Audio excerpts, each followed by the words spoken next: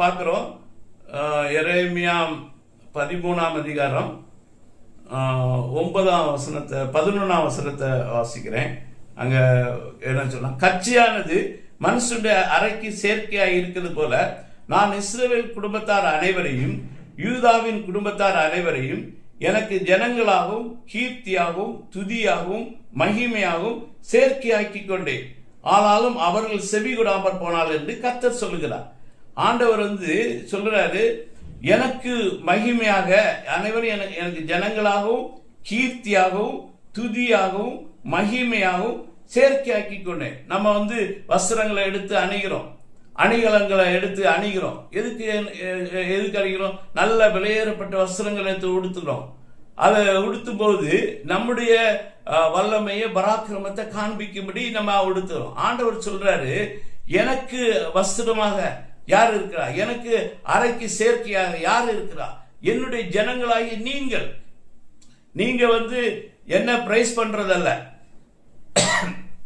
என்ன துதிக்கிறதல்ல, மட்டுமல்ல எனக்கு நீங்க பிரைஸா மகிமையா கீர்த்தியா இருக்கீங்க.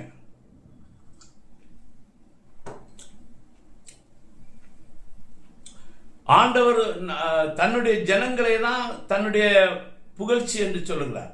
நம்ம தங்கத்தையும் வைரத்தையும் வாங்கி அணிஞ்சிட்டு நம்ம பெருமையை காமிக்கிறோம். அதே மாதிரி தேவன் தன்னுடைய ஜனங்களை தன்னுடைய துதி மகிமை என்று சொல்லுகிறார். நீங்க யாத்திராகம் புஸ்தகத்துல போய் 19ஆம் அதிகாரம் 5ஆம் வசனத்துல வாசிப்பீங்கன்னா அங்க அவர் சொல்றாரு, இப்பொழுது நீங்கள் என் வாக்கை உள்ளபடி கேட்டு என் உடன்படிக்கை கைக்கொள்ளானால் சகல ஜனங்களிலும் நீங்களே எனக்கு சொந்த சம்பத்தாயிருப்பீர்கள்.